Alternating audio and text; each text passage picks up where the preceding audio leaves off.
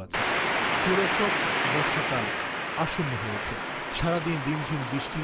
এই সিজনটি আল্লাহ পাক রব্বুল আলামিনের এক অশেষ নিয়ামত এবং রহমত। প্রিয় নবী সাল্লাল্লাহু আলাইহি ওয়াসাল্লাম বৃষ্টির পানি গায়ে লাগাতেন এবং তিনি তার উম্মতদেরকে বৃষ্টির পানি গায়ে লাগানোর জন্য অনুমতি দিয়েছেন।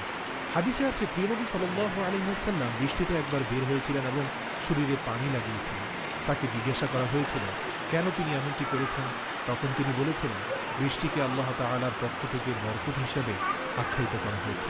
সুতরাং বৃষ্টির পানি শরীরে লাগানোর জন্য বৃষ্টির মধ্যে নেমে যাওয়ার দরকার নেই।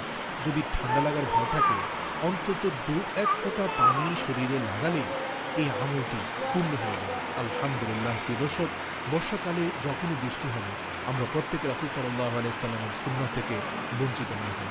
অন্তত ২ ফোঁটা পানি হাতে নিয়ে শরীরে লাগানোর চেষ্টা করবেন ইনশাআল্লাহ।